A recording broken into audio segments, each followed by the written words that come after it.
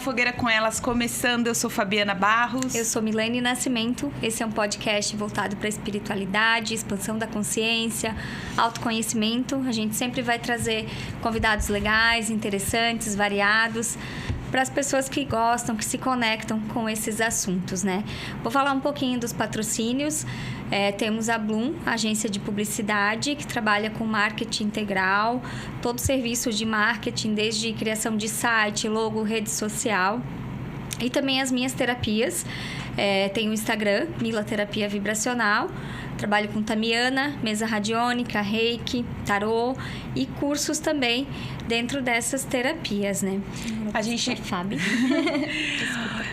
A Cocriou Lifestyle também, que é uma loja de camisetas com estampas, né? Com o tema, né, de expansão da consciência. A gente tem ali mantras, a gente consegue encontrar também os mestres, né? Buda ali, todos em estampa, para que a gente consiga ressoar, né, a nossa energia também na nossa roupa. E se você aplicar o cupom do Na Fogueira com Elas, tem um descontinho, tá aqui na descrição o site, tá na descrição qual é o cupom também. Se vocês quiserem conhecer um pouco mais, se estiverem lá no começo do autoconhecimento, quiserem se aprofundar um pouco mais, tem o meu canal, que é Escola Livre Seres, aqui no YouTube. Eu tenho um Instagram também, que é @Escola Livre Seres. Para quem está começando o processo de autoconhecimento, eu não falo sobre assuntos mais complexos ali,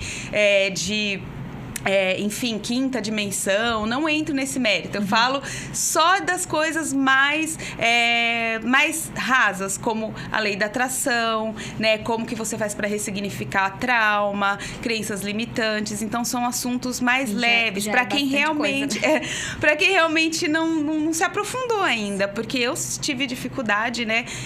Porque quando a gente está no início do processo de autoconhecimento, a gente vê assuntos muito complexos, livros muito complexos, que você ainda não está preparado para absorver esse conhecimento. Então, eu quero ressoar com pessoas que ainda estejam começando, tá bom? Aí vocês podem acessar lá. Hoje, quem é a nossa convidada? Fala pra gente. Regi Camargo. Nossa convidada, nossa história começou em 2019, né, Regi? Começou antes, quando a gente fez o curso de Enneagrama. Meu Deus, é verdade! Que ano que foi? 2017? 2017, a gente fez Enneagrama juntos. Foi quando a gente se conheceu. É cíclico, porque ela que me falou da mesa radiônica, que eu fiz o curso em 2019, daí ela foi lá em casa, atendi, né, Regi? E hoje a Regi tá nesse mundo, uma super terapeuta, então... E a gente tá aqui, né? De novo. De novo. Muito, muito engraçado, não é engraçado, né? A gente vê como o universo é sincrônico, né? É sincrônico. É tão sincrônico que ela veio, eu mandei mensagem pra ela que eu estava atrasada e eu estava dentro do ferryboat de carro. E ela assim, não, eu tô dentro do ferryboat a pé. Então, pra ver como as pessoas se conectam, né? E a gente vem da área de logística, né? Eu sou formada em logística, nunca atuei na área... Mas... Eu trabalhei por 20 anos, não enlouqueci, e aí tô aqui, né? Então vamos lá, Regi, a gente quer que tu conte tua história, todo o teu trabalho, né? Interior e exterior, né? É teu momento aqui de passar um pouco de ti, né? Gratidão primeiro pelo convite, por estar aqui com vocês. Eu sou Regiane Camargo, vou contar um pouquinho da minha história, como que eu cheguei até aqui, né? Eu falo que é uma longa história, foram muitos processos, assim. E hoje de manhã eu tava caminhando na praia e olhando aquele mar, assim, e agradecendo e entendendo o processo que eu tô vivendo hoje na minha vida, né? De quanto a vida, ela nos... eu falo que não é que ela seja uma caixinha de surpresa. É que a gente vai saindo de dentro dessa caixinha e as coisas vão se tornando surpreendentes na nossa vida. Porque tudo vira mágico. Né? Que a gente fala assim, nossa, olha... Que incrível a gente se conectou. Mas tudo tem um propósito. Sim. E sempre na vida, a gente sempre foi guiado. Só que a gente estava dormindo. Então, a gente não conseguia perceber. A gente consegue perceber as coisas dolorosas da nossa vida. Porque naquele momento, a gente parou e falou assim, o que está acontecendo aqui? Por que eu estou passando por isso daqui de novo? Porque isso não vem no nosso primeiro momento. Vem no decorrer da nossa caminhada. né? Então, hoje eu sou terapeuta integrativa, sou guardiã da medicina do cacau, sou consteladora familiar, sou canalizadora da mesa radiônica da Nóbrega Estelar, que foi uma mesa onde me trouxe um processo de cura muito grande. Eu falo que dentro da minha mesa, as maiores ferramentas que me ajudaram no meu processo de cura, que foi bem doloroso, estão ali, e outras também que vieram, também estão sendo usadas hoje, no momento que eu estou, né, canalizada pela minha egrégora espiritual. Então, começando um pouquinho, assim, contando da minha história, né? Eu venho dessa área corporativa. De 2015 até 2020, praticamente, eu trabalhei com marketing de relacionamento na empresa Polishop, dentro da parte de desenvolvimento de liderança, com pessoas.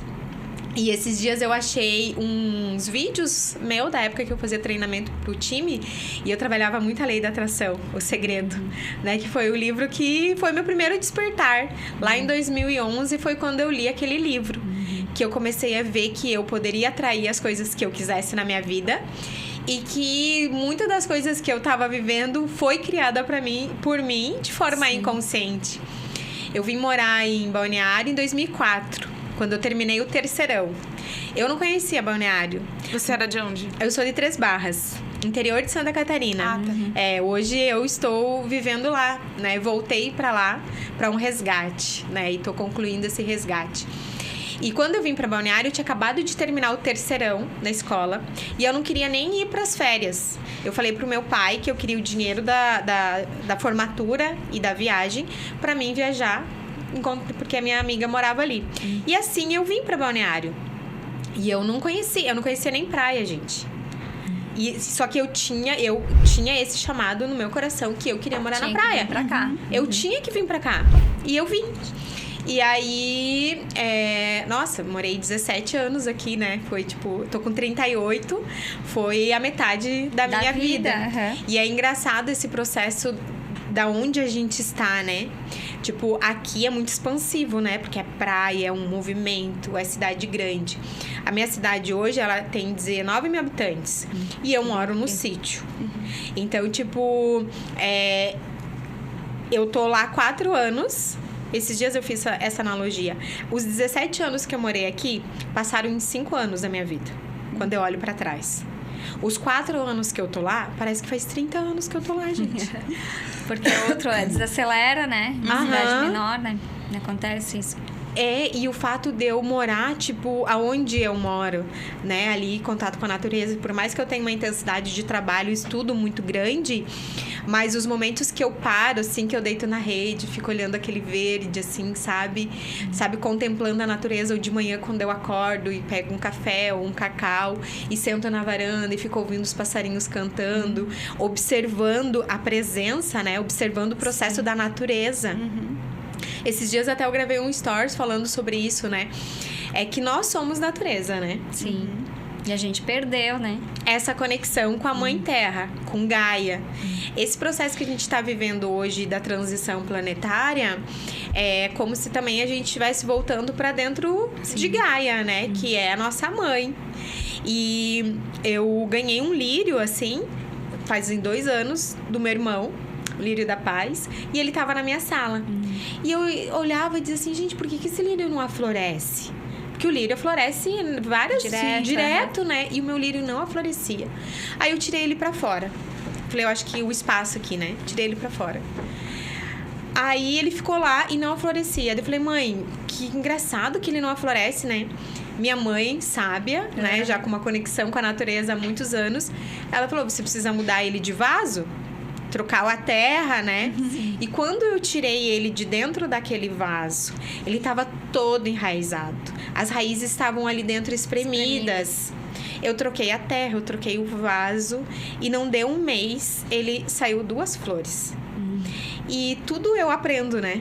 Eu olhei e falei assim, pra minha vida, e compartilho, né? Quantas vezes a gente não tá num vaso apertado demais? Sim. Que não cabe mais a gente ali. Que não cabe mais a gente ali. Mas a gente insiste em ficar ali. Porque a gente tá ali enraizado. E eu vivi isso no tempo que eu tava aqui. Quando eu saí daqui, que tipo, eu mudei tudo, né? Mudei as minhas amizades, meus relacionamentos. Voltei pra dentro de mim. E passei por vários processos de mudança, né?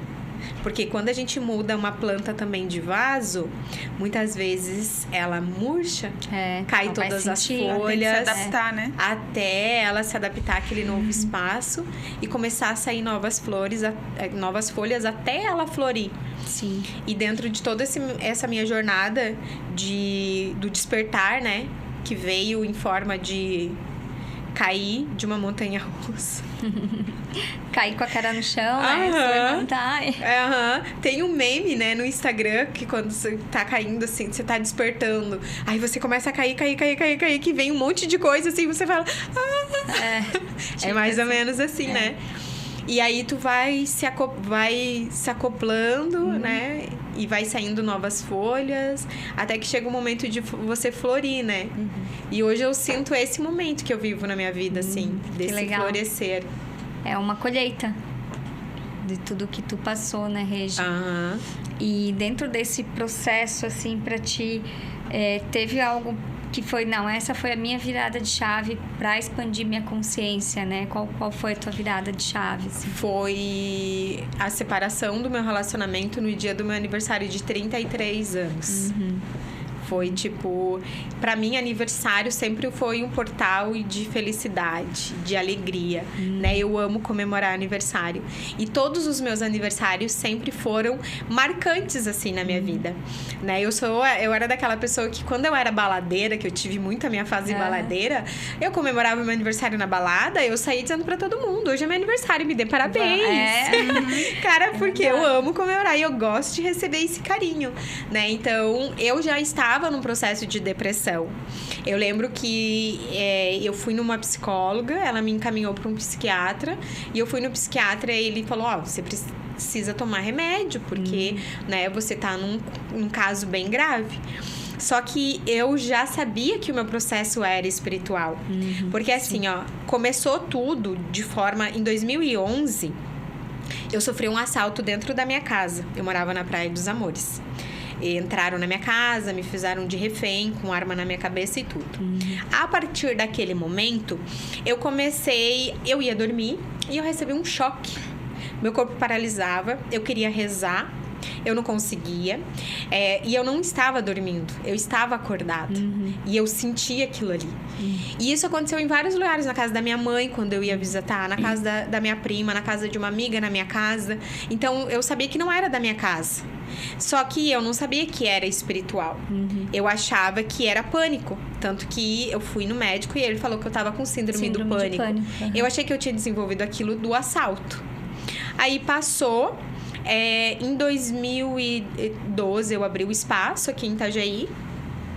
E um dia, como nada por acaso, eu ia fechar meu espaço, tipo meio de 2h30, entrou um casal. E esse casal chegou e eles falaram, eu tinha um espaço da Herbalife, eu quero tomar um shake. Aí eu falei, tá bom. E fiz o shake pra eles estavam sentados conversando e eu, assim, ouvindo a conversa deles. E eu não sei porquê, não sei como, eu peguei e contei isso pra ela. Essa senhora, ela trabalhava no CAEP, lá em Jaraguá. E aí ela falou assim, você tem mediunidade? Eu falei, eu não quero isso, tira isso de mim. Logo eu, que desde... E as pessoas sempre falam isso, eu não quero, mas é algo inerente ao ser humano, mas né? Sim. Tipo, é igual ter olho e ter braço, exatamente. Você tem mediunidade. Mas é porque eu tinha uma crença, eu tinha medo, dentro dessa questão espiritual, eu tinha medo. Sim. Por mais que eu buscava, eu fiz catequese, né? Porque... tinha que fazer. Mas com 12 anos eu comecei a estudar com Testemunho de Jeová, porque eu queria entender, eu queria saber. Estudei durante 2 anos, depois fui para a igreja evangélica, vim para Balneário, frequentei a Bola de Neve durante um tempo. Eu buscava tipo Deus, eu buscava respostas. Só que eu tinha medo da parte espiritual, eu tinha medo, digamos, do espiritismo, eu tinha medo, eu tinha crenças, né? Aí porque a gente acha que mediunidade é um poder e na verdade é só outro sentido, né? Sim, é que a gente não tem conhecimento. Assim como o tato, o toque, o sentir, é um outro sentido que você tem, né? É o sexto sentido mesmo. E é aquilo que assim, ó, cara, tu é um ser espiritual vivendo uma experiência humana, então esse é o teu natural. Só que como... E eu acho engraçado, sabe o quê? Quando a pessoa vem assim, ai não, porque eu tenho medo do espiritismo, ou porque e a pessoa tá lá, frequenta uma religião ferrenha. E eu penso assim, tá, Jesus é o quê? Deus é o quê? A Nossa Senhora, eles são o quê? São carne e osso aqui? Não, já estão tudo morto, né? Inclusive, né, se tu pensar, não tá aqui encarnado. Então, assim, você tá rezando pro espírito. Você tá rezando pro espírito. Mas não é nem culpa das pessoas, né? A gente é condicionado a isso pelo sistema. Então, assim, não dá pra você chegar e falar, você é burro porque você acha... Não tem como. Não. Ou você é inconsciente, ou você... Porque a gente é ensinado a ser assim. Que é questão de raciocínio, né? De dizer... Mas a gente é condicionado a não raciocinar. Com certeza. Não pensa, né? Não pensa. Da onde que vinha o medo que eu tinha? Da crença. Ignorância também. Ignorância, porque eu não sabia, eu não tinha... eu já ouvia desde criança que eu era médium, sabe? Em lugares que eu ia, falavam pra mim. Eu tenho uma tia-avó, que é a única ancestral que eu tenho da minha família. Ela tem 96 anos. Ela foi benzedeira em Canoinhas. Todo mundo conhece ela. 30 anos ela benzeu. Então, sempre quando eu ia lá, ela sempre falava que eu tinha uma sensibilidade. Só que, né, minha mãe é católica, meu pai veio da Assembleia de Deus, então, tipo, a gente é condicionado por essas crenças. Sim. Então, eu tinha medo, por isso que hoje eu sempre digo, gente, o conhecimento, ele é libertador, ele liberta a gente dessas prisões que a gente foi condicionado. E aí, essa senhora, ela falou assim pra mim, eu vou pegar o teu nome, vou levar lá e vou te colocar na sala de índios. Olha, já vinha desde lá, né? Aí tá, daí foi. Na semana seguinte, foi 2 meninas e elas estavam com pressa. E eu não sei porquê, eu perguntei pra elas, onde vocês vão? Ela, a gente vai no Centro Espírita lá em Balneário. Daí eu falei, eu posso ir junto? Porque delas, a gente tá com medo. Eu falei, eu também tenho medo, então vamos nós 3 com medo. Vamos se agarrar uma na outra. Vamos se agarrar. Que se a gente sair correndo, né? A gente sai correndo nós 3 juntas. E isso foi em 2012. Aí eu fui com elas, e aí quando eu cheguei lá, passei pro atendimento fraterno, já me mandaram pro um atendimento lá, com a mesa de desobsessão. Gente, eu entrei na sala, assim, tipo, uma mesa maior que essa, tinha tipo uns 12 médios. Aí, eles abriram o meu campo, foi tipo uma coisa assustadora, assim. Aí, tipo, limparam tudo que tinha ali, era muita coisa pesada que tinha no meu campo. E aí, depois veio uma entidade e começou a conversar comigo. E eu comecei a chorar, porque tudo que ele falava ali pra mim, ninguém sabia da minha vida ali, nunca ninguém tinha me visto. E eu tinha perdido meu avô fazia pouco tempo, pai da minha mãe, meu avô materno. E ele começou a conversar comigo, falar que eu tinha que perdoar, falar várias coisas assim, sabe? E eu sabia que era meu avô ali. E aí aquilo ali me quebrou, sabe? Esse medo. Porque, nossa, tudo que eu mais queria era, de novo, ter meu avô junto comigo. Ó. Ele tá aqui. E aí foi ali, tipo, sabe? Ele falou coisas pra mim que mexeu comigo, que eu entendi que meu avô não tava morto. Que, tipo, eu tinha me revoltado com Deus quando eu perdi meu avô. Porque como que Deus leva meu avô tão cedo, né? Tipo, eu tinha como se fosse uma dependência emocional dele, assim. Minha ligação com ele era muito forte. E aí foi, na semana seguinte, eu queria ter ido no centro. E foi quando eu fui assaltada, que eu levei a facada. A senhora que me socorreu foi essa senhora, que tinha ido no meu espaço, que foi comigo pro hospital. E ali começou todo o meu processo. Porque eu fui pro Marieta, que eu achava que era um açougue. Já começou a ir quebrando os... Cheguei ali no centro, né, no atendimento de emergência, tava lotado. Pegou todos os tendões aqui do meu dedo. Nossa. É uma facada, né? Por pouco eu não perdi o dedo. E aí eu fui atendida, eu fui muito bem atendida. O médico me encaminhou para fazer uma cirurgia.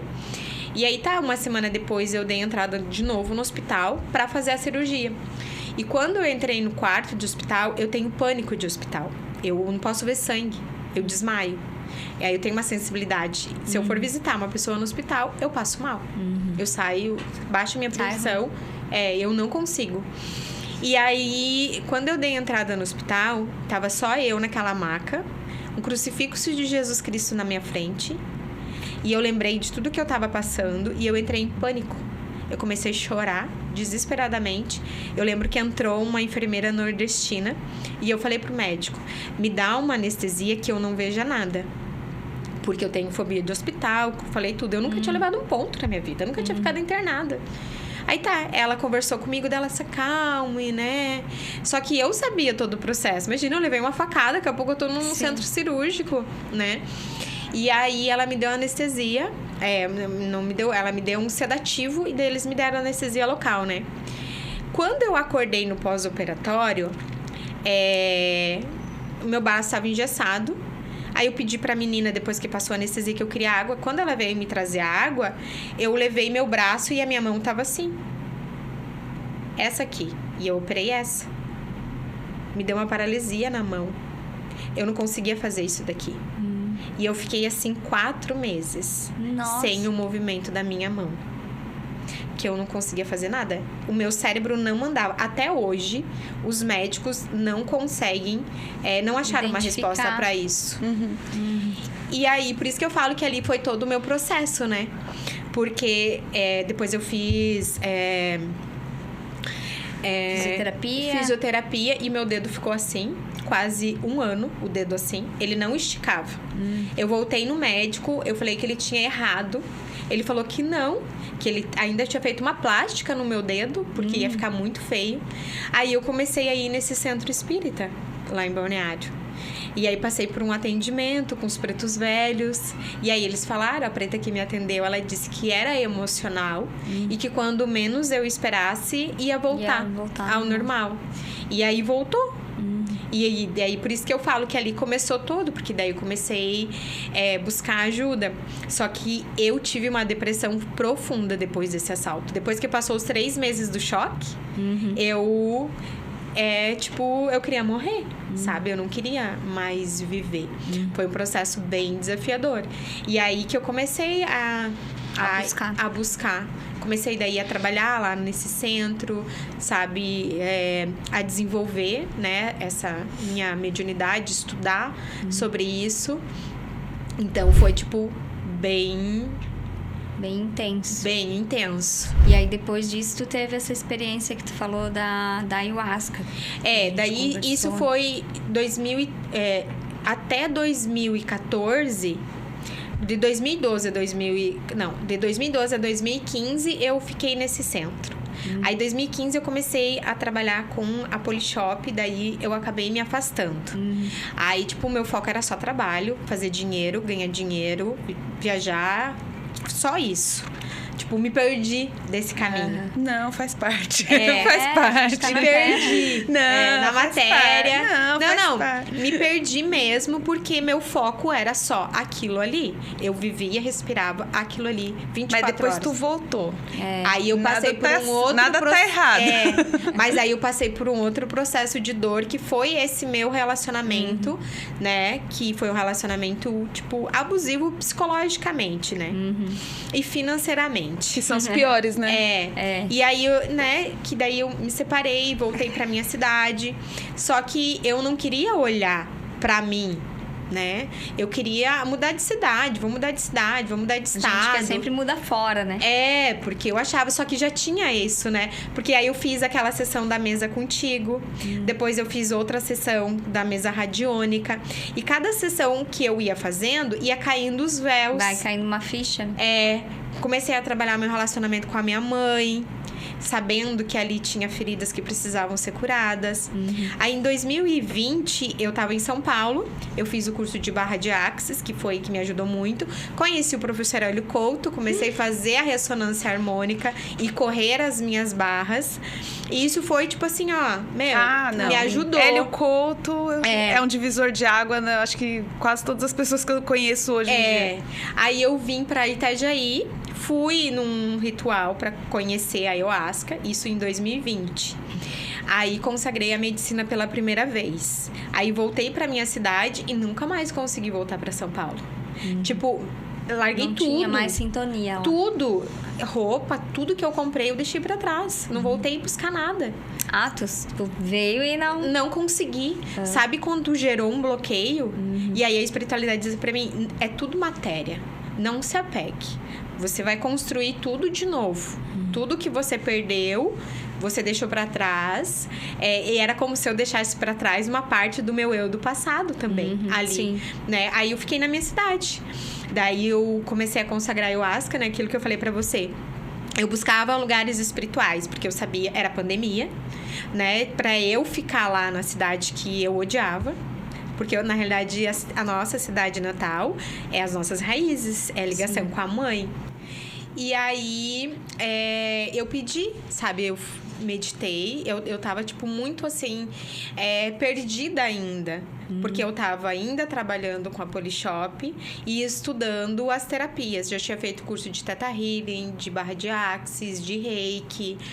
E eu tinha medo, né? De, será que eu vou dar conta? Pô, eu tenho um salário bom aqui, eu tenho uma equipe, o apego, né? O que as pessoas vão falar de mim?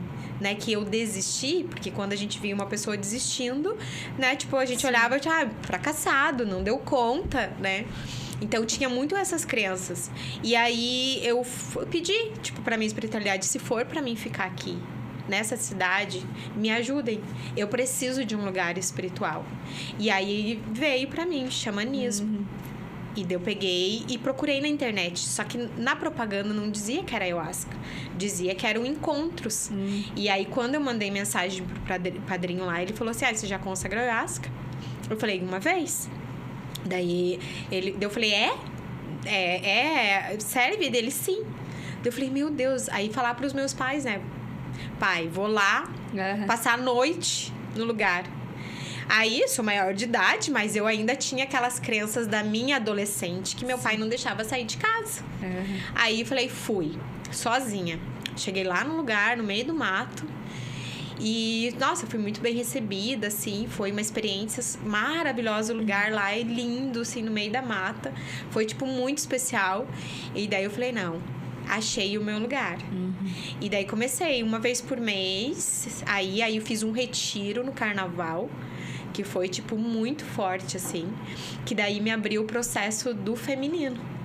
Entendi. Que foi... Todo a aceleração do teu processo de despertar, de se conectar com a espiritualidade foi... através da ayahuasca. Foi. E quando que você chegou no cacau? Então... o cacau, eu já sentia, sabe? Mas você conhecia, não? Não, nunca tinha consagrado. Mas porque daí, tipo, ali na pandemia começou muita coisa online, né? Aí uma amiga minha falou assim, você tem tudo a ver com o cacau. Aí eu falei assim, eu também sinto. Aí eu fiz um workshop do cacau online. Fui no mercado, comprei o cacau 100%, fiz e consagrei ali. Aí, tipo, né? Mas eu não senti nada. Tipo, quando você consagra ayahuasca, tipo, né? É uma expansão, é outra coisa. Aí teve até um Réveillon que eu falei, meus amigos foram lá em casa no sítio. E aí a gente resolveu fazer um ritual com cacau e com cogumelo. E daí... porque Réveillon precisa de alguma coisa mais forte. Eu, se fosse sua amiga, ia te matar. Chega lá, só tem cacau, não tem uma champanhe. Pelo menos um cogumelo, né, gente? Aí a gente fez... E lá em casa, tipo, dá pra ver muito o céu. E daí a gente fez uma fogueira lá e fizemos... E ficamos lá. E daí começamos a ver a nave, né? E o meu amigo dizia, mas quanto que vai bater isso? Que legal. Porque ele, né, já consagrava ayahuasca. ayahuasca, então era totalmente diferente. Só que não era o cacau que a gente consagrou aqui, né? Não era um cacau cerimonial, que tem todo um rezo por trás, né? Mas ali eu consegui sentir. Aí eu pedi, né, tipo, para a espiritualidade, eu quero fazer, eu quero me tornar guardiã, porque eu sinto isso, né? E aí, eu conheci, através do Instagram, a Cata, de São Paulo, que é guardiã do Cacau das Estrelas. E aí, eu fiz um ano de mentoria e assim, com Regi, ela. pra explicar pras pessoas, né? Porque quem não conhece não vai entender nada. Eu também conheço muito pouco. Hoje a gente consagrou aqui, foi muito legal a experiência, né? Nunca tinha feito. Mas explicar para as pessoas, a raiz, né? O que é isso? Consagrar o cacau, né? Vou comer um chocolate, tô consagrando, não, né? O que é isso, né? Explicar para o público, sabe? Então, o cacau, ele é uma medicina ancestral, né? Que vem lá dos incas. A fruta, o pé do cacau, no caso. E aí lá eles trocavam o cacau. O cacau era como se fosse uma moeda de troca. Aonde eles trocavam por mercadorias, exatamente. Só que eles também ritualizavam o cacau, né? Onde eles preparavam, aonde eles se conectavam ali com o coração. Como algo sagrado. Exatamente, que é uma medicina, né? Uma medicina ancestral. E é uma medicina que traz esses nossos saberes ancestrais, principalmente do feminino. Porque ele tem o poder de trabalhar o que? O nosso chakra cardíaco. Então, ele é uma medicina mais sutil, diferente da ayahuasca, porque ele trabalha o nosso cardíaco, o nosso coração. Ele trabalha abrindo o nosso coração, trabalha a nossa intuição, essa conexão interior, né? Quando a gente consagra a ayahuasca, a gente quer ver miragens, a gente quer muito essa questão, assim, mental, né? E o cacau, ele já é coração. Então você precisa estar concentrado para você sentir, né? Você precisa adentrar o templo e você vai silenciando a mente, vai acessando essas camadas do nosso ser, mas de uma forma sutil. Então, como é sutil, você precisa estar muito presente, exercitar essa presença. Como que vocês estão se sentindo? Como que foi para vocês consagrar agora? Cara, tô bem, tô me sentindo muito bem, assim. Em paz, assim, sei lá. Paz aqui dentro. Paz, calma. É uma amorosidade, né? É amoroso. E foi isso que o cacau trouxe, assim, pra mim. Que eu comecei, daí eu fiz o curso e comecei a consagrar o cacau na minha casa, sozinha. E aí foi, tipo, ali cortou essa conexão com a ayahuasca. Eu não senti mais. E como o cacau, ele trouxe muito essa conexão com o sentir. Eu sou muito sensitiva, né? E eu vou muito pela minha intuição, porque eu aprendi a ouvir a minha voz interior e a ser guiada por ela. Então, hoje eu não me conecto mais com a ayahuasca, não sinto. Mas eu sou muito grata à medicina porque me ajudou. Foi um momento, foi um período que você precisou, né? Eu falo que assim, foi 2 anos que foi como se fosse 30 anos da minha vida. Que eu encurtei. Acelerou o teu processo. 30 anos de terapia, né? 30 anos de terapia. Mas é no soco, né? Tipo, vai na porrada. Foi. Teve momentos que foram através do amor, assim, sabe? Eu acessei muita cura do meu feminino com as minhas ancestrais através do amor. Mas também muitos processos através de dor. Teve um retiro que eu fiz no carnaval, que eu passei 2 dias dentro do útero da minha mãe sofrendo muito. Tudo que a minha mãe passou. Aí eu consegui entender muito dos bloqueios que eu tinha com a minha mãe de relacionamento. E trabalhar isso. Porque era muito doloroso.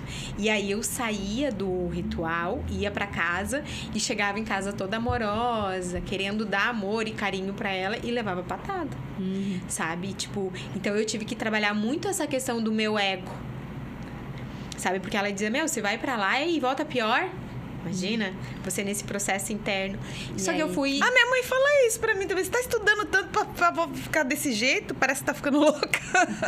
Mas eu acho que é coisa de mãe. Eu vou falar a mesma coisa pro meu filho, talvez. Não, é que hoje vem muito... Hoje, assim, eu consigo entender.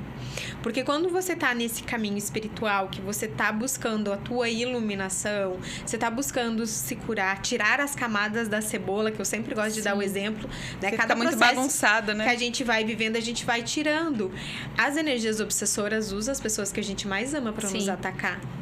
Para nos desviar desse caminho. Né? E eu vi a minha mãe muito sendo manipulada por esses seres das trevas, sabe? Querendo me atacar, porque sabia que eu ficava mal. No início eu ficava muito mal. E quanto mais pessoas estiverem trabalhando para o despertar, para as pessoas terem consciência, porque tudo acho que é uma questão de consciência, né? Mas vai ter ataque, né? Porque vai elevar o padrão da Terra, a gente não regride, né? Então, tem e esses seres precisam dessas pessoas para se alimentar dessa energia, dessa vibração, né? É disso que eles vivem, né? Do medo, do ódio, da raiva. Eles se alimentam disso. E aí eu abraçava ela dizia assim, esse abraço falso. Imagina se eu ouvir isso da tua mãe. Mas era bem forte, então, né? Muito, muito. Assim, ó, eu acessei muitas memórias com a ayahuasca da minha criança ferida, que a minha mãe me surrava e ela dizia assim, engole o choro. Sabe? E de falar assim... Mas engole o choro era uma frase... era uma frase de praxe. De mãe raiz, né? Da mãe raiz. E a Havaiana voando também. Isso daí a gente também passou. Anos 80, 90. Anos 80 era engole esse choro, era um mantra. Entendeu? É muito boa essa tua analogia, gostei. Mantra, né? E assim, de ela... tinha, né? Hoje é uma memória que eu não sofro mais. Mas durante muito tempo, eu lembrava de ela me botar pra me surrar, assim, de coisas que eu fazia, que às vezes não era nada. Criança. E ela dizer que eu só dava dor de cabeça, que por que eu nasci, por que eu valia por 10. Aí é pesado. Hoje eu sei que eu valia por 3, porque a gravidez da minha mãe era pra ser trigêmeos. E os meus 2 irmãos não tiveram força pra nascer. Não vieram. Então, tipo, a minha história em relação a isso sempre foi muito... Eu sempre fui uma criança... diagnosticada hoje com TDAH. Então, aquela criança, tipo, imperativa, diferente das outras crianças. Sim. Então, por eu, né? Só que naquela época não tinha isso. Primeiro que você era virginiana. E virginiana Rebelde, já é uma criança problema. Já nasce com TDAH. É criança e adulto o problema, né? Acho que já nasce enchendo o saco já. Porque é muito... Tem muita potência, né? O virginiano e a virginiana. Muito. E eu sempre fui assim... Sempre aquela conexão com a natureza, sempre com os animais, desde pequena, de comer, ir na horta e tirar as coisas e comer, limpar na blusa e comer. Até hoje eu faço isso. Mas é bom. Só que minha mãe não entendia e também tinha essa questão de vidas passadas, né? Que hoje eu já acessei muitas memórias, assim, de resgate que hoje eu vivo com a minha mãe, sabe? Então, foi um processo. E a minha mudança, quando eu comecei a acolher ela, sabe? Ela falava isso, eu mentalmente, eu dizia assim, eu acolho, mãe. Tá tudo bem. Quem tá no processo de despertar sou eu, não é você. Não é ela que tem que entender. Aí eu fiz o curso de constelação. Daí 2 constelações a minha mãe fez. Ela aceitou fazer? Aceitou. E aí ela fez e foi tipo... Uma foi bem engraçada, assim, né? Porque ela escolheu o meu pai representando uma mulher. Pra você ver a força das mulheres da minha família. Que quem manda são elas. Eu falo que as Gonçalves... Quase todas, né? A minha E também. É basicamente energia feminina. Basicamente não. É a energia feminina que predomina. a masculina. A feminina. A feminina predomina. A minha também. São mulheres bem fortes, assim. Mas aí é a energia masculina que predomina, né? Não o feminino. Ah, é? É. É energia masculina na mulher, né? Energia masculina na mulher. Porque são mulheres que têm uma energia masculina forte. Forte, exatamente. Inclusive eu também, total. Eu total também. Tanto que eu tenho um marido e 2 filhos que eu acho que vieram pra poder baixar minha bola, mas não conseguiram. Eu domino a casa e eu tenho que baixar esse... Às vezes eu tô deixando meu marido dirigir, mais vezes porque eu tô vendo que eu tô muito assim, sabe? Mas tu sabe que esses dias eu até falei no Instagram sobre isso, que as mulheres estão castrando seus maridos e seus filhos. Sim. Porque elas não deixam ele ser o homem da casa. E o meu professor, né, tô fazendo faculdade para psicologia. E o meu professor da aula de relacionamento, ele falou exatamente isso no domingo, no sábado à tarde. Que a mulher que é mãe de filho, quando ela tem o primeiro filho, ela acabou o casamento dela com o marido. Porque toda a atenção dela é pro filho. Sim. E aí, quem que é o homem da casa? É o filho. Não, eu acho que, assim, a maioria, né? Comigo foi diferente, mas assim, a maioria... Mas o que acontece? Essas mulheres que têm um mangue muito forte, que hoje é a grande parte. E por que as mulheres vêm hoje, digamos, com uma energia masculina? Se a gente voltar lá atrás, nas nossas avós e bisavós, foram mulheres que casaram muito cedo, ali entre sem 12 escolhas, né? e 13 anos. Saíam muitas vezes de um pai abusivo para um marido, às vezes, abusivo. Quando uma menina casa com um homem com 12 anos, a primeira relação dessa menina com esse homem, que às vezes, na grande parte das vezes, é mais velho, é por amor ou ela foi abusada? É, com certeza. Eu acho que até essa energia, a gente tá passando por um processo em que a gente tá precisando ter essa energia. Não é, a gente vai em um momento equilibrar isso, mas isso é necessário nesse momento da humanidade. Que a gente precisa virar essa chave do machismo, a gente precisou de todo esse período para isso, né? Eu vi, assim, comportamentos da minha família, até hoje, mas mais avós, enfim, no sentido da submissão. De tu achar que não, a mulher tem que ser submissa ao homem, tem que lavar, tem que servir. A Bíblia tá falando que tem que ser submissa. Você tem que servir, né? Então, como que a gente vai virar essa chave falando com amorzinho? Não, a gente às vai vezes ter a gente que precisa dar porrada, é verdade. A gente vai ter que ser masculina, porque senão eles não vão escutar. E a gente vai adoecer, mas mais pra frente a gente vai equilibrar fazer e vai curar. Mas vamos lutar agora, gente. Vamos dar porrada agora. Não mas teria, né? Exatamente isso que eu tava trazendo, que as nossas avós, elas foram, bisavós e avós, elas foram assim, dependendo da linhagem, tem vós que já não, que já saíram para trabalhar, que já criaram alguma coisa, mas a maior parte das mulheres... Nossas avós foram caladas. Eu olho assim, até semana passada, que foi o dia do empreendedorismo feminino, eu falei isso. Eu sou a primeira mulher na minha família materna que saiu de casa cedo, que estudou, que empreendeu e que empreende até hoje sozinha. Então, isso é um peso para mim muito grande. Porque a minha mãe e as minhas tias casaram e se tornaram dona de casa e esposas e cuidando e trazem isso. Só que mulheres assim, elas também carregam muitas dores. Eu vejo o quanto a minha mãe gostaria de ter a independência financeira dela. E não foi porque a mulher tinha que cuidar da casa e do marido. Então, veio a nossa geração, que somos mulheres muito fortes, para quebrar esse ciclo. Foi necessário. Foi necessário. E vai ser necessário a gente passar por todo esse processo, ficar doente, para as próximas gerações terem mais equilíbrio. E, de repente, mais pra frente aparecer um outro problema. E é cíclico, né? Sempre vai ter. E eu falo que mãe de menino tem muito mais responsabilidade nesse sentido do que de menino. Porque como que você tá criando seu filho? Eu falei pro tio aquele dia, né? Mas é problema das mulheres deles. Tô brincando. Não é, né? Por quê? Tô brincando. Eles são seus futuros homens.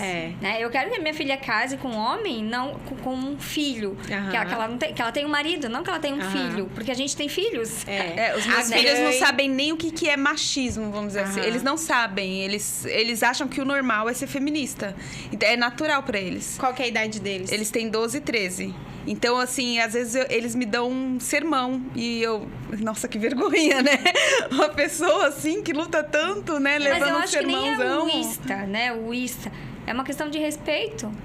De dizer, eu estou numa casa com a minha mulher, é a nossa casa. Ela não tá ali para ser minha empregada. E aí, se tu criar um filho com esse conceito, dando tudo pronto, ele vai casar com uma mulher e ele vai achar que é a mãe. Ele vai, na realidade, ele vai buscar uma mãe. Ele vai buscar uma mãe. Porque ele tá casado com a mãe. E hoje a gente vive isso, cara. Eu trabalho com o sagrado feminino, eu trabalho com mulheres. E a gente atrai aquilo que a gente ressoa, né? Então, cara, as mulheres que dominam a casa.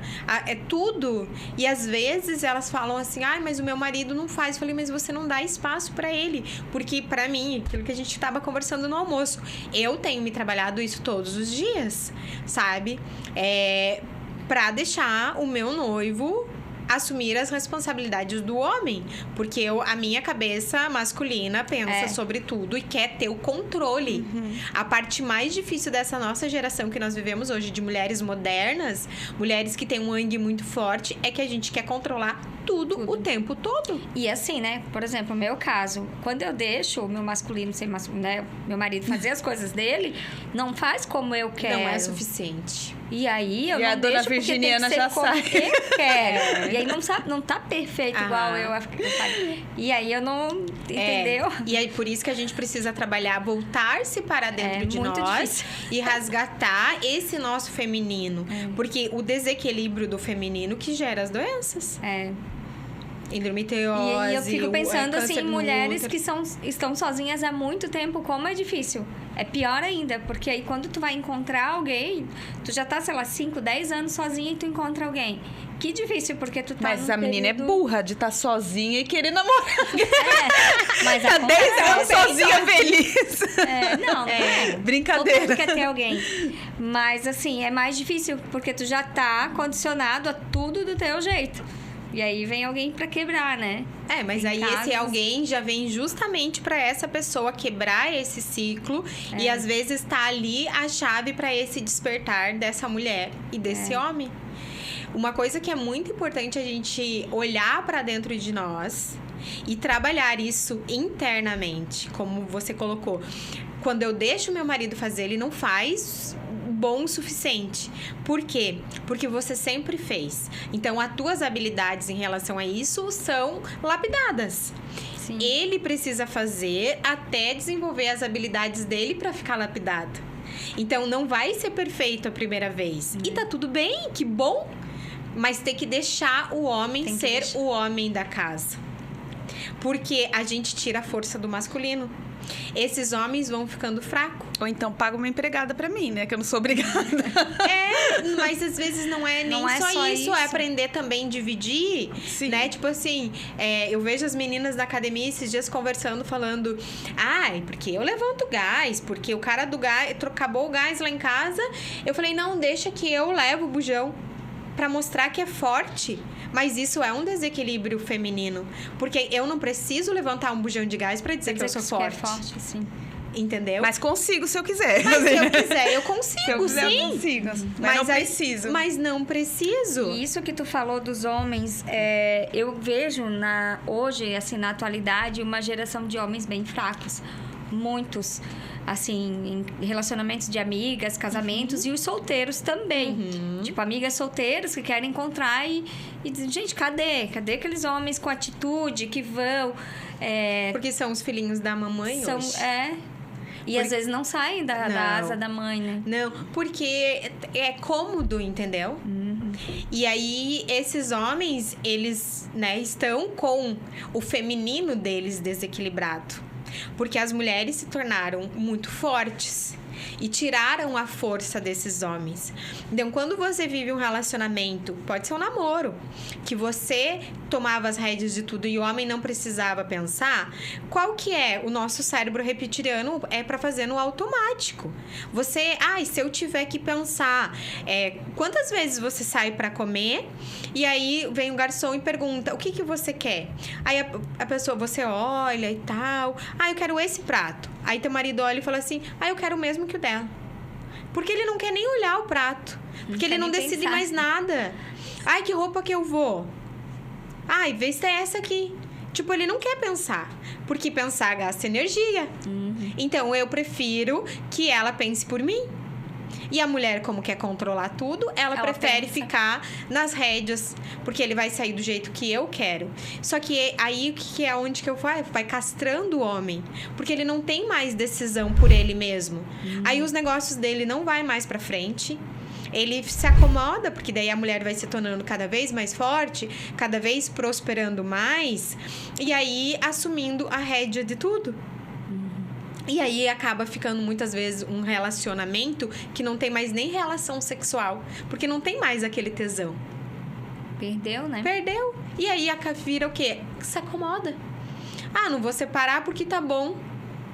Só que daí o que acontece com essa mulher? Ela vai perdendo tesão no marido. Porque ela vai vendo o marido fraco. Ela vai vendo o marido banana. Eu fiz uma constelação esses dias. Marido banana é muito bom. Ela não vê mais a banana do marido, ela vê o marido banana. Ela vê o marido banana. Eu fiz uma constelação esses dias que ela veio falar sobre o marido. Que ela era a mulher provedora da casa, nananã e tal, que o marido ganhava pouco, que ela queria que o marido empreendesse porque ele era CLT, nananã e tal. Aí, né, comecei a fazer o movimento, comecei a conversar com a história e tal. E aí, o que acontecia nessa relação? Não é que o marido ganhava pouco. O marido, com o que ele ganhava, ele conseguia muito bem suprir as contas da casa. Só que ela pegava o salário do marido para pagar a funcionária dela dentro do negócio dela. Porque ele recebia ali. E daí ela acabava pagando todas as contas da casa e ela não conseguia olhar para aquele marido. Porque ela não conseguia olhar para o pai. Então, ela não tinha essa força de masculino. Aí eu vou dominar tudo e eu vou controlar tudo. Então, você é fraco? Eu falei, ele não é fraco. Muito pelo contrário, ele é muito forte. Pra aguentar, pra estar aqui dentro desse relacionamento, aceitando você pegar o salário dele todinho pra pagar a tua funcionária, tem que ser muito forte. Então, e a pessoa aí não percebe. Não percebe porque é inconsciente. Muitas vezes, se você parar pra olhar assim na tua casa, começa a castrar o marido, tipo... Bastante. Em várias coisas. Em várias. E aí, como diz o meu pai, né? Um homem sábio, pra não arrumar discussão, ele fala assim, senhora. Quem dera. Tudo. Ai, quem dera se meu marido falasse assim, senhora, meu homem teimoso, taurino, imagina. Você que é virginiana deve conhecer bem. É bem comum isso acontecer. Bem comum. E aí, esses desequilíbrios... E uma coisa que tu já falou várias vezes ali, assim, que eu pude pegar... a mulher vai ter sempre tendência de projetar o pai no marido e os maridos a mãe nas mulheres. Isso é um padrão na constelação familiar, no caso? Sim. A gente vai curar pai e mãe pro resto da nossa vida. Entendi. Porque tá muito relacionado à nossa criança. Mesmo se tu se separa, tu vai atrair outra pessoa para que tenha algo ali, digamos. Entendi. Porque a gente não tá aqui vivendo a nossa vida, né? Nós estamos aqui continuando o padrão dos nossos ancestrais. Então, a gente vai estar sempre olhando para essa cadeia lá atrás do que precisa ser olhado. Aquilo que a gente estava conversando. Eu era casada com meu pai, a filhinha do papai. Então, eu buscava o meu pai nos relacionamentos. Porque, na minha visão, eu olhava o meu pai como marido, como pai, como trabalhador. Sempre admirei muito meu pai. E aí, eu trazia isso, né? Eu quero um homem igual ao meu pai. Só que eu tive que passar por vários processos de cura. E até hoje, eu trabalho a minha menina. Porque tem coisas que é inconsciente, cara. Tá ali, programação. Já esqueceu, já. Mas hoje eu digo, cara, meu noivo é completamente diferente do meu pai. Consegui. E como quebrar isso? Como... processo de cura. Eu fiz muitas constelações. Aquilo que eu falei, eu buscava meu pai, só que eu não atraía meu pai. Eu atraía o meu avô paterno. Que era uma pessoa que, se eu conhecesse a história dele, eu ia dizer, nunca eu quero me relacionar com uma pessoa igual a ele. E eu atraía eles. Porque meu pai se tornava invisível no meu campo. Eu atraía... Se fosse meu avô materno ainda, né? Mas meu avô paterno, tipo, era... E por quê? Porque eu também excluía ele. Eu nunca tive essa conexão com o lado paterno. Sim, sempre foi com o lado materno. E esse caso de exclusão da família, né? Toda família tem o que se exclui, o que se isola, o que não quer conversar, o que quer, né? Como conduzir isso? Porque quem se exclui toma uma decisão. E mas nem é sempre tu pode forçar a pessoa a se incluir, né? Na realidade, o excluído, ele tá mostrando os excluídos da família, do sistema. Ele tá ali representando pessoas que foram, tipo, às vezes foram mortas, aconteceu alguma coisa dentro daquele sistema familiar ali, que pessoas foram excluídas, entendeu? E aí vem alguém na família hoje pra representar Aquele papel. Aí se tornam os excluídos ou as pessoas que têm problema com droga. Sabe a ovelha negra? A ovelha negra da família. Não é a ovelha negra, porque a ovelha negra, ela é a ovelha holística, né? Mas a ovelha problema da família. Aquela pessoa que sempre dá problema. Que se envolve com droga, se envolve com bebida, sabe? Que tá sempre, tipo... ali fugindo. Tendo que chamar a atenção, digamos assim. Se você for fazer uma constelação, essa pessoa provavelmente vai estar ligada com pessoas... Às vezes, a gente tem muitos descendentes que vieram da guerra, somos imigrantes aqui, né? E na guerra... A humanidade toda, né? Matou muitos... Entendeu? Então, tem esse karma, digamos assim. E aí... tem alguém que vem ligado nesse karma lá atrás que precisa ser olhado para se libertar. Sim. Então ele acaba se tornando excluído para mostrar tem algo aqui que precisa ser olhado. E é difícil porque, falando em família, cada família tem a sua constituição, cada pessoa tem a sua crença. Então, eu acho que no teu trabalho, não sei se tu vai achar uma família inteira que todo mundo ali quer constelar. Não, todo mundo ali quer olhar. Muito difícil, né? Porque cada um tá no seu momento, com a sua crença, com o que acredita ou com o que busca. É um trabalho praticamente impossível, né? Missão impossível, assim. Mas como a gente tá todo mundo conectado, né? Todos somos uns.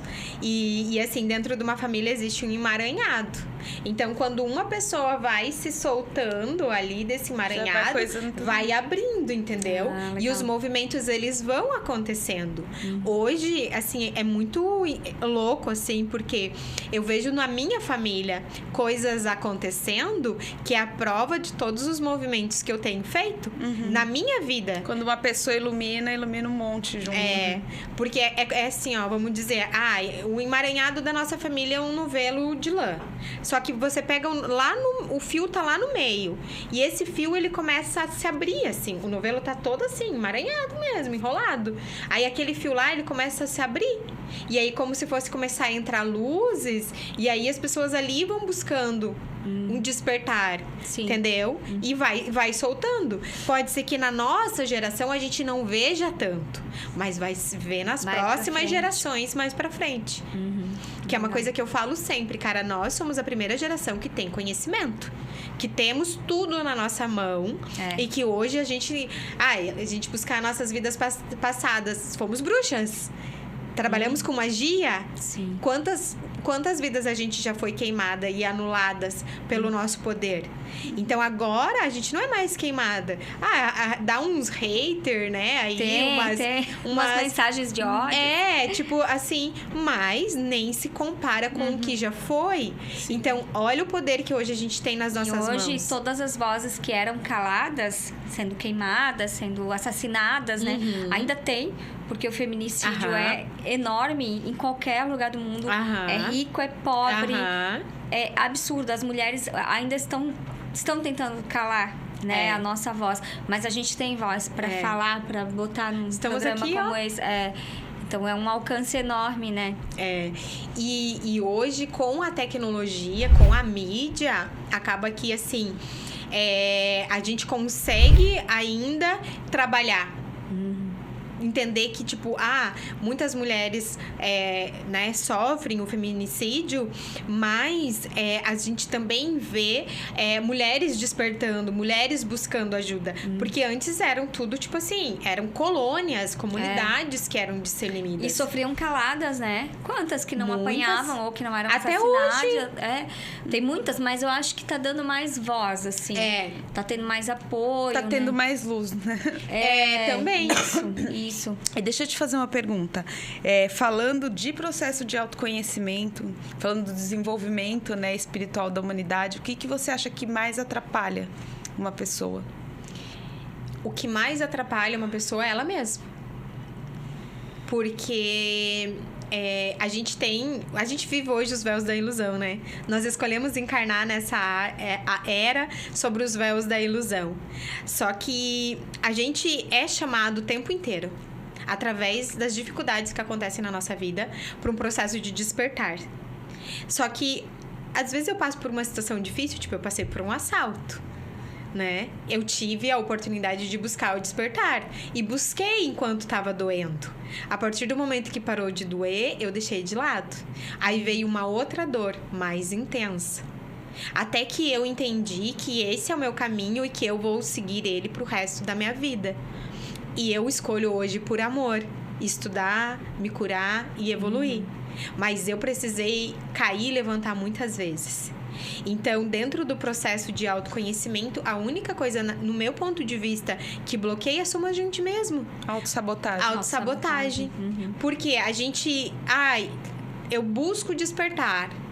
Eu vou lá e começo. Só que daí as coisas começam a ficar bem e eu vou voltar pra minha vida, pra minha rotina, pra minha zona de conforto. Porque tá confortável. Porque esse caminho de autoconhecimento, ele é um caminho de desconforto.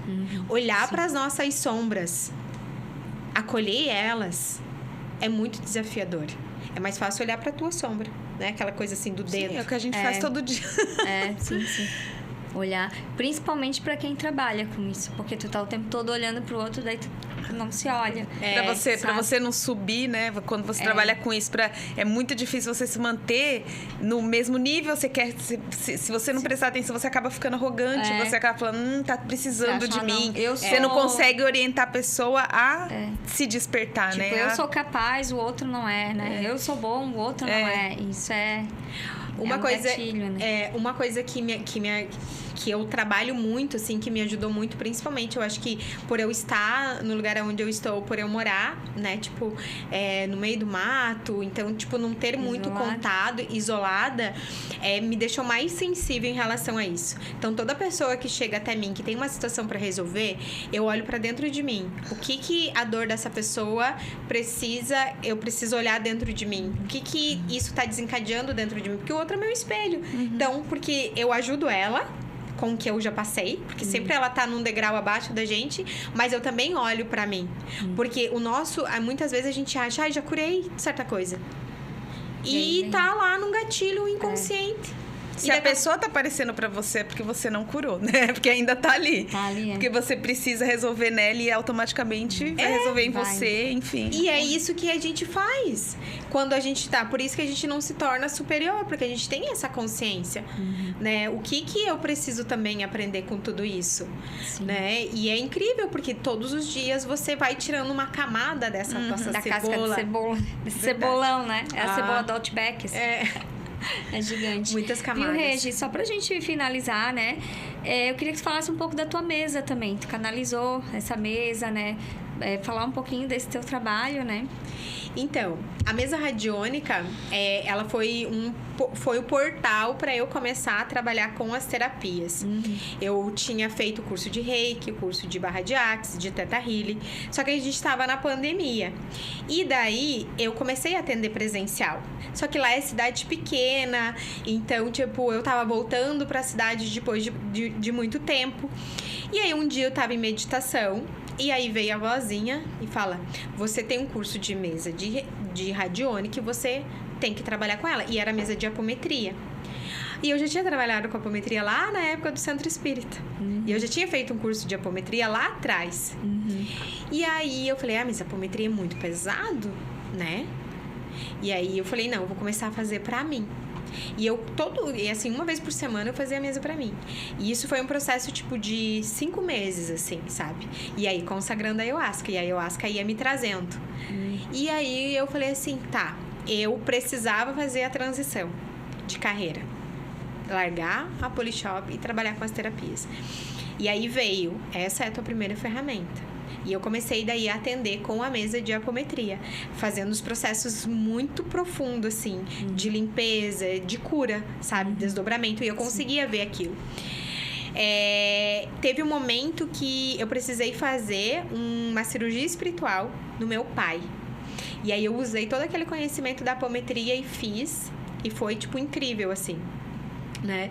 E aí eu comecei a atuar com a mesa radiônica. Eu lembro que eu comecei a usar o Instagram como ferramenta. E eu falei assim, a mesa radiônica é um trabalho que você faz à distância. Então, eu precisava da energia restrita pra mim. Aí eu fui pro sítio e comecei daí a operar as mesas. E sempre vinha, você tem que trabalhar a tua mesa. E aí, a cada processo de cura que eu ia fazendo, vinha coisas pra mim. Tipo, mensagens dos arcturianos. Tu precisa trabalhar a pineal e o coração. Então, cada processo eu ia anotando. E eu recebia muita coisa durante o sono, à noite. Eu sempre tenho um caderno do meu lado. Ou um grupo no WhatsApp comigo mesma, que eu acordo e eu aprendi a gravar. Sabe? Então, você acorda sonolenta, eu gravo o que vinha. Então, legal. Eu gravava, no outro dia de manhã eu não lembrava. Não lembrava nem que eu tinha pego o celular pra gravar. E através disso eu fui canalizando a mesa. E aí ela tava, digamos assim, pronta, mas eu não sentia ainda que tava pronta. Aí teve um dia que eu tive um desdobramento e eu vi, tipo, a mesa pronta, assim, recebi a canalização dela e a ativação. Agora você está pronta pra começar a operar ela. Que legal. E aí eu comecei a operar ela no meu campo. Foi bem no momento que eu tava bem desafiadora, assim, da minha vida. E eu comecei a usar aquelas ferramentas pra mim e ver a mudança na minha energia. Ver as coisas sendo mudadas em mim. Porque eu falo, cara, a gente como terapeuta, nós somos a nossa ferramenta. Sim. E a gente tem uma caixa de ferramenta, né? Tem que usar a nosso favor. Tem que usar, exatamente. Principalmente a nosso favor. Sim, eu falo assim, quando a pessoa é terapeuta que vem pra mim e fala, cara, você usa a tua ferramenta? Porque não adianta você querer vender uma coisa que você não. Que você tem que ser a principal ferramenta daquilo ali. E a principal beneficiada. Exatamente. Então, eu comecei a ver essas mudanças. E agora eu terminei a mesa, né? Já tô atuando com ela. E tô trabalhando em vários protocolos que já veio pra mim, inclusive sobre o campo de dor. Que eu descobri que a gente tem um campo de dor. E esse campo de dor rege a nossa vida. Então, essas dores ficam no nosso corpo. E através da mesa, ela tem várias descodificação dessas dores, liberando essas emoções. Que legal. E aí, agora eu tô finalizando o curso da mesa para ano que vem poder passar para frente. Porque eu sei que como essa ferramenta tem me ajudado nos meus processos, vai ajudar outras pessoas, outros profissionais também, né? Porque a mesa radiônica, cara, para mim é uma ferramenta assim, ó, sensacional. Muitas pessoas não conhecem essa ferramenta, tem crença. Como é que você vai me atender à distância? E vai. O mais incrível que assim, ó, eu falo pra pessoa, como é que ela fala, como que vai ser o atendimento? Eu dou uma base, eu falo, só que eu só preciso do teu nome e tua data de nascimento. E as pessoas não entendem que essa é a assinatura espiritual delas, né? Exatamente. Com isso, qualquer pessoa... Inclusive, não se dá o nome e a data de nascimento pra qualquer um. Não. Porque se a pessoa trabalha com magia e a magia não é boa, se ela trabalha com o lado negro da força, pode ser feito muita coisa com o nome e a data de nascimento. Então, tô ferrada. E aí, depois, eu passo o relatório, a pessoa fica chocada, tipo... Cara, como... Você descobriu tudo isso de mim mesmo. E vem, né? Eu tenho relatos bem legais também. Bem Nossa, é incrível. E aí, eu tive que quebrar também muitas crenças em relação a isso. Muitas conversas externas que você vai pegando, né? E também trabalhar justamente essa questão da nossa autoconfiança, né? Porque eu até esses dias, eu tava num momento assim, eu já tinha terminado a mesa, mas eu precisava de uma confirmação. Aí eu tava conversando com uma amiga e a espiritualidade usa, né, os canais pra falar com a gente, às vezes, porque a gente não quer ouvir, né? Aí usa alguém pra gente ouvir. E aí ela falou assim, isso é mérito teu também. Porque toda a tua busca, todo o teu se jogar na montanha-russa e falar assim, cara, eu quero aprender, eu quero me curar, eu quero me conhecer e eu quero ser um canal cada vez mais fluídico pra ajudar as pessoas. Porque eu entendo que eu sou um canal. E que eu vim pra cá pra uma missão. Propósito, né? Tu tá no teu propósito. Isso aí. E aí, quando a gente tá no propósito da gente... Claro que vai ter problema, vai ter perrengue, mas ninguém te tira mais. Não flui bem mais. Não tem. Tu entrou no teu caminho, não tem. Tá ali. Mesmo vem a dúvida, às vezes, vem as tristezas, mas a gente... Tô no meu propósito, né? E uma das coisas que na minha mesa eu senti e veio muito forte foi para trabalhar justamente essas questões das memórias uterinas, da nossa árvore genealógica, podendo liberar esses pactos, esses contratos e essas memórias armazenadas também. Então, ali tem tanto conhecimento da apometria, do reiki, da constelação familiar, do Theta Healing, podendo potencializar. Chega a ser uma mesa de ancestralidade, de uma mesa constelação, digamos, né? Sim. Bem legal. E quem quiser saber mais sobre as suas terapias, a gente vai deixar aqui na descrição todo o seu contato aí, Instagram, tudo bonitinho para te procurarem, tá? Você atende à distância também, como você falou, então Brasil. E tem vivências também, né? Eu trabalho com mentorias também, sou mentora de mulheres e dentro dessa linhagem do sagrado feminino. E o que eu abordo? Justamente esse despertar do nosso feminino, né? Despertar para a essência de ser mulher. Que a essência de ser mulher não é essa capa, existe algo muito mais profundo e ancestral, né? Tem uma frase que diz que nós somos o sonho das nossas ancestrais. Então, a gente poder despertar isso de uma forma amorosa. Porque ou a gente busca esse caminho pelo amor, ou a gente busca pela dor. E a gente não precisa, hoje ou na pela era... guerra, né? Não precisa mais. Não. Né? Então, eu senti esse chamado também para fazer vivência com mulheres, através da medicina do cacau e também desses saberes ancestrais. Porque hoje eu sinto, até porque isso chega até mim, de mulheres que estão buscando. Só que não sabe por onde começar. Sim. Começa chamando a Regi.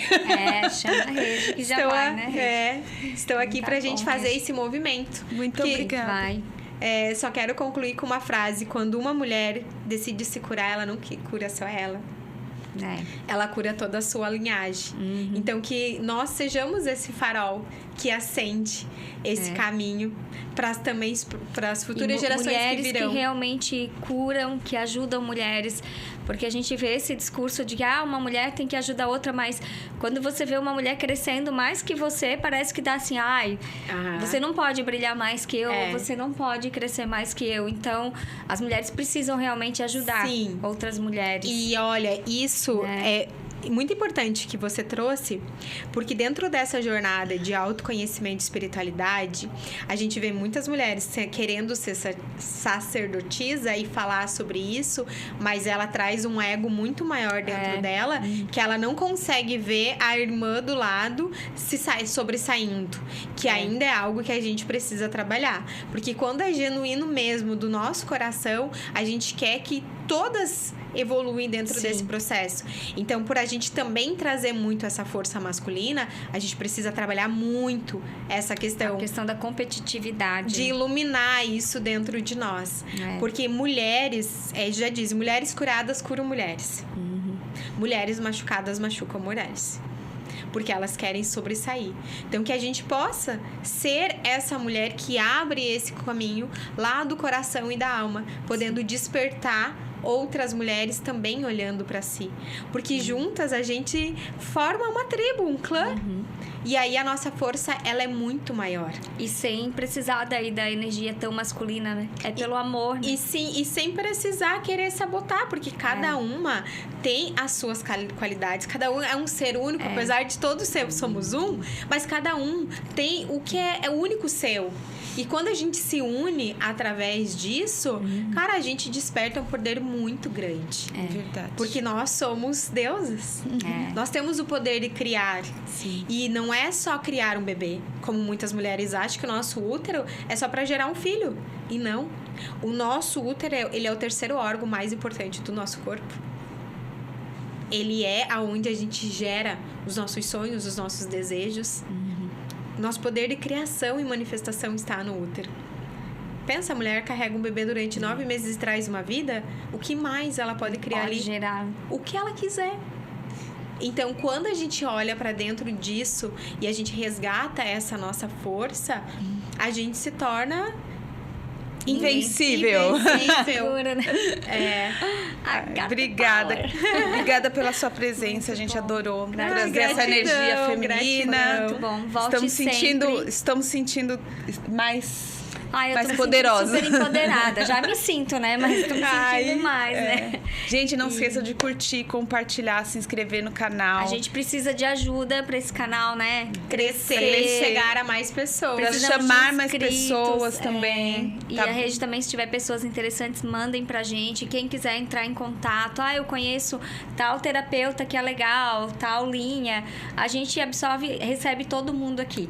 Desde que seja uma mente aberta, né? A gente não quer caixinhas, mentes fechadas. Aqui não tem espaço, não. Aqui é pra abrir, pra falar, pra expandir. Então, pode mandar, né? E que a gente possa, cada dia mais, ser esse canal, né, de luz e despertar para toda essa humanidade que vive hoje um momento de escuridão ainda. Sim. A gente está caminhando para uma nova era. A gente está caminhando para 2025, que será um ano regido pela força de Yansan, pela força das mudanças. E dos ventos. Dos ventos. Então, ou a gente escolhe mudar pelo amor, ou a gente vai ser jogado para essa mudança através... A ventania vem. A ventania vem. Então, que a gente possa cada dia mais parar e olhar para dentro de nós, entender que nós somos um ser único e que temos faculdades exclusivas e únicas para desenvolver aquilo que a gente desejar. Basta primeiro a gente acreditar em nós. Porque se eu não acreditar em mim, ninguém vai acreditar. E essa é a parte mais difícil do nosso processo de autoconhecimento. Porque a gente confia em todo mundo, menos na gente. Menos na gente. A gente não se acha capaz, a gente não se acha merecedor. Então, para todo mundo é fácil, para mim é difícil. E não é. É que a gente precisa justamente despertar isso. E quando a gente faz isso... Ninguém segura. Ninguém segura. Gratidão. Gratidão.